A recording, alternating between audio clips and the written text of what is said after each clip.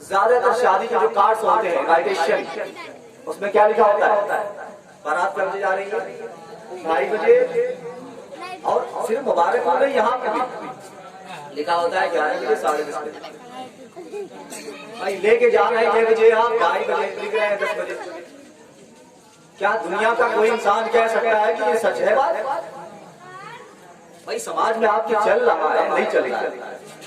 लेकिन क्या 10 बजे आप लिख रहे हैं बारात लेके जा रहे हैं 2 बजे? अगर आपको 2 ही बजे लेके जाना तो लिख देते बाद नमाज़ सुबह। झूठ नहीं लिखना चाहिए, झूठ बोलना चाहिए। और झूठ इंसान को वैसे भी बेहयाई की तरफ लेके जाता है, गुनाह की तरफ लेके जाता है, और गुनाह इंसान को जहन्नम में पहुंचाता है। लिहाजा ऐसा नहीं लिखना चाहिए जो हम खुद न कर सकें। आज मैंने एक चीज और देखी, ये आज नाम रखने में भी बात लोग बहुत गलती कर जाते हैं, मिस्टेक करते हैं। जिस नाम किसी का अब्दुल रहमान होता है, ये सबसे अच्छा नाम है। अब्दुल्ला अब्दुल रहमान सबसे अच्छा नाम।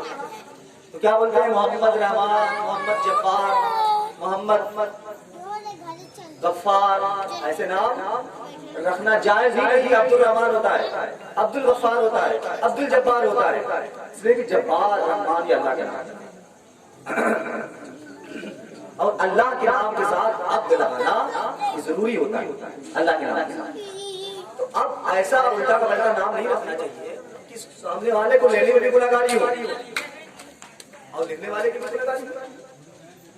तो कम से कम किसी मोतबर आदमी से, जो भी हो जानकार पढ़े लिखे अगर रियल में हो वाकई, तो उनसे आपको ये चेक करवा लेना चाहिए कि क्या वाकईतन ये नाम सही है या नहीं। अच्छा, बात लोग ऐसे भी है कि नाम तो सही होता है, लेकिन मैंने कई लोगों के आधार कार्ड देखे तो वो जेड के बजाय जे लिखे। अब बताइए, जेड अलग है, जेड का प्रोनाउंसिएशन अलग है, जे का अलग है, दोनों अलग चीज है।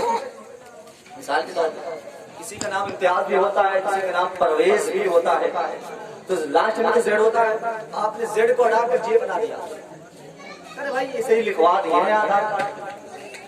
अरे भाई आपने लिखवा दिया तो सही तो नहीं हो जाएगा, गलत तो गलत ही रहेगा, गलत तो गलत ही रहेगा। लिहाजा मैं लोगों से ये रिक्वेस्ट करूंगा, आपको जो भी नाम रखना हो, आपके पहले हमसे सर्टिफिकेट बनवा लें, उसी स्पेलिंग के साथ, उर्दू में, हिंदी में, इंग्लिश में, उसी से आधार कार्ड, बर्थ सर्टिफिकेट उसी स्पेलिंग के साथ, उसी तरह हिंदी में, उर्दू में वैसे ही लिखवाएं, ताकि आगे चल के दिक्कत ना हो। क्योंकि जब आधार कार्ड बन जाता है तो बाद में करेक्शन करवाने में, संशोधन करवाने में परेशानी होती है, तो अब नाम सही नहीं हो पाता। लिहाजा ऐसी गलती न करें। इसलिए कि बार दफा देखा गया है कि जब निकाह होने जा रहा है, भाई सब तो जाहिल नहीं होते, निकाह पढ़ाने वाले भी कुछ जाहिल किस्म के आ जाते हैं। वो निकाह पढ़ाने आए, अरे भाई तुम्हारा नाम तो गलत है, ये जो नाम रखे हो नाम इतना गलत है कि इस नाम पे निकाह नहीं हो सकता। अब सोचिए, आपने अकीका करवा लिया, आधार कार्ड बनवा लिया, बच्चा एक दिन से अब 22 साल का हो गया, 25 साल, अब निकाह होने जा रहा है। अब कह रहे हैं कि नाम सही नहीं है, इस नाम पे निकाह नहीं हो सकता, हम उसको चेंज करेंगे। अच्छा, ये भी नहीं सोचना चाहिए कि चलो जिस पे अकीका हो गया है वो नाम चेंज नहीं हो सकता, नहीं, ऐसा नहीं। नाम आप सही रखिए, ताकि और ये जो गुड्डू उड्डू रखिए नाम में, चिट्टू मिट्टू ये और वो, ये छोटू और बट्टू, ये सब नाम नहीं रखना चाहिए। नाम अच्छा रखना चाहिए। अल्लाह के नबी ने इरशाद फरमाया है, क़यामत के दिन तुमको तुम्हारे बाप के नाम के साथ बुलाया जाएगा अल्लाह की बारगाह में। आप जरा अंदाजा लगाएं, क़यामत में हमारे नाम के साथ, हमारे बाप के नाम के साथ बुलाया जाएगा, और हमारा नाम ही सही नहीं। लिहाजा ऐसी गलती नहीं करनी चाहिए। अच्छा, अब देखिए नॉलेज की कितनी इंपॉर्टेंस है। अब किसी को नाम लिखना नहीं आता, ना उर्दू आता है ना हिंदी में आती है। अब जब निकाह का सर्टिफिकेट बन रहा है या काजी निकाह जब आपसे सिग्नेचर करवा रहे हैं, आपने कलम पकड़ा, वहीं से क्या बनाना शुरू कर दिया, बिल्ली की पहुंच बनवाना शुरू कर दिया, ऐसे टेढ़ा टेढ़ा। भाई कम से कम इतना तो नॉलेज होना चाहिए कि दस्तखत कैसे करते हैं। भाई चूंकि हम लोग देखिए ग्राउंड लेवल के, हम लोग वही बताएंगे जो समाज में देखते हैं। लिहाजा आप अपने बच्चों को कम से कम उर्दू जरूर सिखाइए। आप देखिए जितने इन्वाइटेशन बनते हैं ज्यादातर सिर्फ आपके शाहगढ़ मुबारकपुर आजमगढ़ का मसला नहीं है, बल्कि दूर दराज तक चले जाइए। हमारी मुस्लिम कम्युनिटी में ज्यादातर जो इन्वाइटेशन जो शादी के कार्ड छपते हैं उसमें इंग्लिश हो या ना हो, बात हिंदी हो या ना हो, लेकिन उर्दू जरूर होता है। अब आपके घर कार्ड पहुंच गया, कार्ड तो पहुंच गया, हाँ भाई तुम देखो तो किसके घर शादी, कौन भैया है। अब यही बता नहीं किसी घर शादी तो ही नहीं आएगी, यही नहीं मालूम क्या नाम लिखा है, परेशानी होगी। अब किसी को ढूंढिए कौन है बताने वाला। तो कोशिश करिए कि बच्चों को उर्दू में चूंकि तहजीब है, सकाफत, और जब उर्दू आएगी तो आपको कार्ड वगैरह कम से कम लिखने में, वरना उसी कार्ड को लिखने में चलो किसी को बुलाओ, कोई लिखने ही वाला नहीं है कार्ड, परेशानी हुई। तो लिहाजा ऐसी गलती नहीं करनी चाहिए। अच्छा, शादी के महफिल में बाद लोग चिकन वगैरह बनवाते हैं, गोश्त बनता है। याद रखना चाहिए कि जितने भी जानवर हम ज़बाह करके खाते हैं, चाहे बकरे हों, मुर्गे हों, बाकी जानवर, तो बिस्मिल्लाह अल्लाहु अकबर पढ़ना ये जरूरी है। अब वहाँ 50 मुर्गे ज़बाह करने लगे, अब बीस लिया, खट खट मर जल्दी जल्दी मारना शुरू कर दिया, बिस्मिल्लाह अल्लाहु अकबर पढ़ा ही नहीं, क्या हुआ है भैया? हाफिज जी इमाम साहब यार इतना ज्यादा गाड़ना था, कैसे करते सारा बोला क्या हो गया? ये ऐसे ही हराम हो गया जैसे आप शराब पीना, क्या है शराब पीना तो हराम नहीं लगा सकते, मुंह से करीब, मुंह से करीब नहीं लगा सकते। वैसे ही मुर्गा भी जब आपने बिस्मिल्लाह अल्लाहु अकबर पढ़ा ही नहीं, क्या हो गया? वैसे ही हराम हो गया। लिहाजा इसका ध्यान खास तौर से देना चाहिए। और अगर बकरे वगैरह ज़बाह कर रहे हैं तो कम से कम उसकी सेहरत, तीन जो उसका हिस्सा है रखा, ये ज़बाह होगा। तीन हिस्सा ज़बाह नहीं हुआ, अब आपने तेजी से ज़बाह किया, छोड़ दिया, अब सीधे वो आए चिक साहब, अब उन्होंने लगाया, उन्होंने पढ़ा ही नहीं, अभी तीन हिस्सा नहीं करा था, अभी तीन हिस्से में से एक हिस्सा खड़ा था। अब आप बिस्मिल्लाह अल्लाह अकबर साइड में हो गए, अब उन्होंने किया, क्या हुआ? सारा गोश्त गया, सारा गोश्त हराम। ये बातें वो बातें जिस पे आप तवज्जो नहीं देंगे तो आपके पेट में बजाय हलाल गोश्त के क्या जाएगा? हराम जाएगा। और आपको समझना चाहिए पूरी दुनिया में सबसे ज्यादा हलाल गोश्त की डिमांड है। आज बहुत से इलाके में आप जाएंगे, खाने वाले अगर मुस्लिम नहीं है, लेकिन वो भी यही कहेंगे नहीं हमें गोश्त उसी की दुकान से चाहिए, वही ज़बाह करेगा जब ही खाएंगे। इसलिए जब आपने इस्लामी तरीके से ज़बाह कर दिया तो उसमें जो बीमारी होने के जो चांसेस थे, सारी बीमारी के चांसेस दूर हो गए, उसमें कोई बीमारी नहीं हो सकती। इसीलिए इसकी अहमियत ज्यादा है। तो लिहाजा अपनी शादियों को महफिल को अच्छा बनाए, और शादी की महफिल में ज्यादा ट्रेडिशन, ज्यादा कस्टम, रस्म रिवाज को बढ़ावा मत दीजिए। आपको अगर आपकी बेटी को सारा आसमान और जमीन भी देना हो तो साहिल से दे दीजिए। ऐसी रस्म अपने समाज में न पनपने दीजिए कि समाज की गरीब की बेटी की शादी करने में परेशानी हो, समाज की उस मजदूर की बेटी को शादी करने में बड़ी परेशानी का सामना करना पड़े। समाज की वो बेटी जिसका बाप साइकिल बनाता हो, जिसका बाप मजदूरी करता हो, जिसका बाप छोटा मोटा कारोबार करता हो, आपने तो सारा कुछ ला के दे दिया, अब उसकी बेटी कहाँ जाएगी? उसका हाथ पीला कैसे होगा? उसके दिल का मदावा कौन करेगा? ये जो आपने दिल पे छुरी चलाने की कोशिश की है समाज में रस्म रिवाज को बढ़ावा दे करके, और ये जहेज जैसी चीज को आपने बढ़ावा दे करके, अब बताइए समाज की वो खातून जो शादी होने के लायक तो हो गई है, मगर शादी कैसे हो? पैसे है ही नहीं। अल्लाह के नबी ने इरशाद फरमाया था तुम शादी को सस्ता करो कि ज़िना महंगा हो जाए, समाज में गिरफ्तारी का नामो निशान न हो। आज देखिए समाज में उल्टा हो रहा है, शादियां महंगी हैं, ज़िनाकारियां सस्ती हो रही हैं, बुराइयां बढ़ती जा रही हैं। वजह यही है कि हमने तमाम रस्म रिवाज को बढ़ा दिया, यही वजह की परेशानियां हासिल कर दी। लिहाजा अपनी शादियों को अच्छा बनाने की कोशिश करो और बेटी को ये नसीहत जरूर करो, बेटा हम तुम्हारी शादी, अगर बेटी की शादी कर रहे हैं, बेटा हम तुम्हारी शादी कर रहे हैं, तुम अब एक यहाँ से अपने बाप को घर को छोड़ करके किसी और घर जा रही हो, लेकिन 24 घंटा दिन और रात, हफ्ते के 7 दिन ये बाप का दरवाजा आपके लिए खुला है। कभी कोई भी मामला आए तो ये कभी मत सोचना कि तुम्हारा बाप तो मजदूर है, तुम्हारा बाप तो साइकिल का पंचर तोड़ने वाला है, तुम्हारा बाप तो ठेला खींचने वाला है, तुम्हारा बाप तो सब्जियां बेचने वाला है, तुम्हारा बाप तो बहुत छोटी मोटी कारोबार करने वाला है, मैं कैसे जाऊं? नहीं, ताकि उस बेटी के साथ वो मामला न हो जो आयशा खान के साथ हो गया था, ताकि उस बेटी के साथ वो मामला न हो जो समाज की और बेटियों के साथ हो जाता है, जिनको जला दिया जाता है, जिनको तहे तेग कर दिया जाता है, जिनको मर्डर कर दिया जाता है।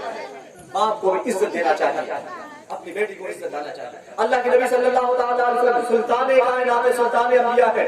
अल्लाह के नबी सल्लल्लाहु अलैहि वसल्लम की बारगाह में जब आपकी बेटी आती, अल्लाह के नबी खड़े हो जाते, आओ दुनिया का इससे बेहतर कोई बाप मुझे दिखा दो, इससे बेहतर कोई बेटी दिखा दो। हजरत फातिमा ज़हरा सलामुल्लाहि अलैहा तशरीफ ला रही है, अल्लाह के नबी सल्लल्लाहु अलैहि वसल्लम खड़े हो जाते हैं, इस्तिक़बाल कहते हैं, अपनी बेटी के पेशानी को चूम लेते हैं। अल्लाह के नबी सल्लल्लाहु अलैहि वसल्लम जब उनके घर में तशरीफ ले जाते हैं, हजरत फातिमा ज़हरा रज़ियल्लाहु तआला अन्हा वो खड़ी हो जाती है इस्तिक़बाल के लिए। अल्लाह के नबी सल्लल्लाहु अलैहि वसल्लम उनकी पेशानी को चूम लेते हैं। बाप ऐसी इज्जत देनी चाहिए अपनी बेटी को।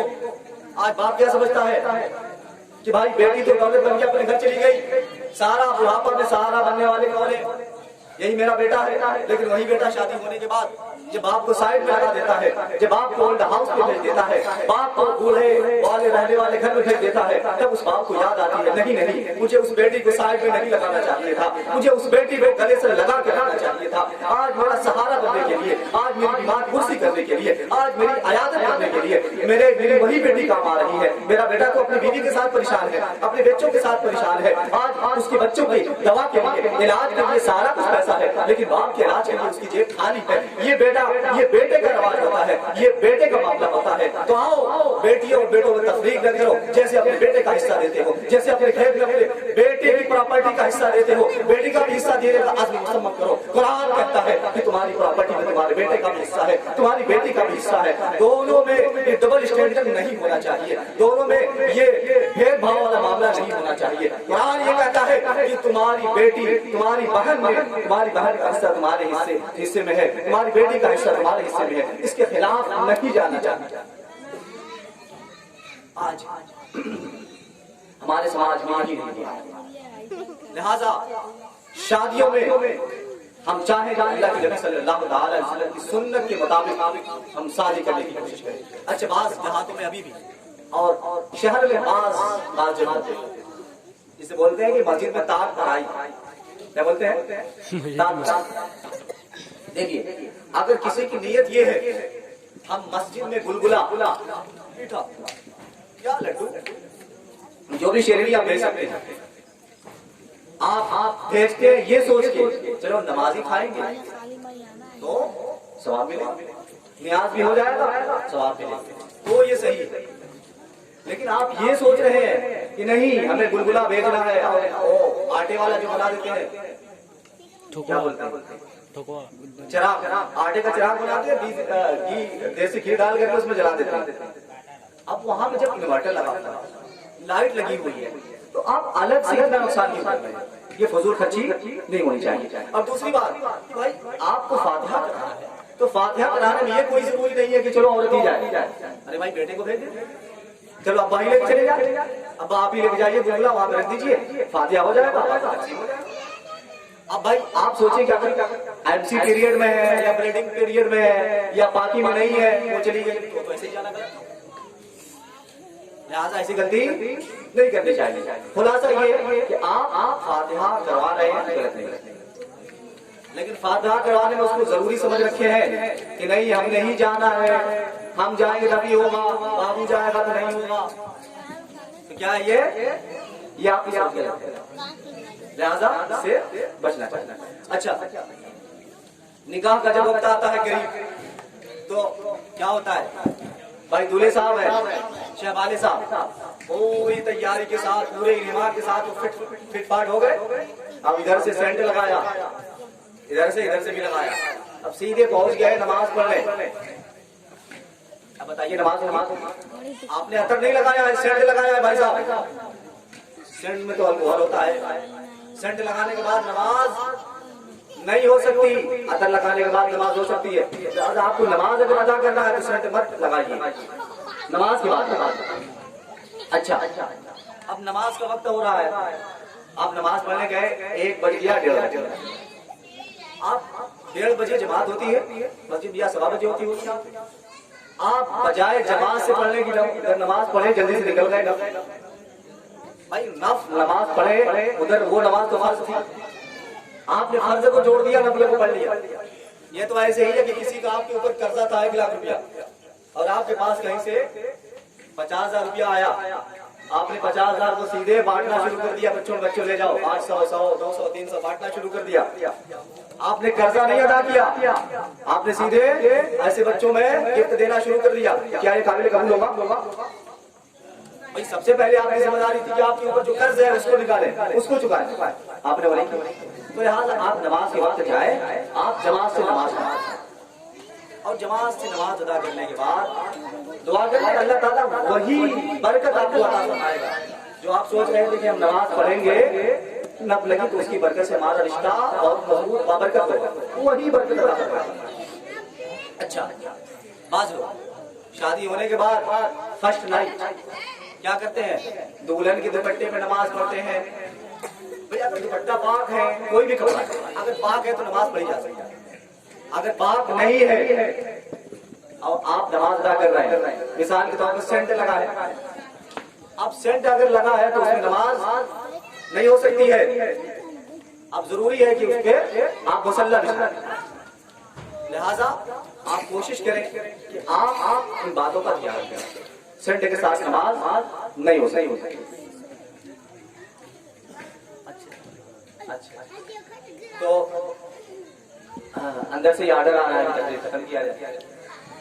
अल्लाह तबारक व तआला हम सबको नेक अमाल की तौफीक अता फरमाए और सुन्नत के मुताबिक शादी के तमाम महफिलों को अदा करने की तौफीक अता फरमाए। अस्तगफिरुल्लाह रब्बी मिन कुल्लि ज़ंबिन व अतूबु इलैहि व मा अलैना इल्लल बलाग। अस्सलामु अलैकुम व रहमतुल्लाहि व बरकातुहू।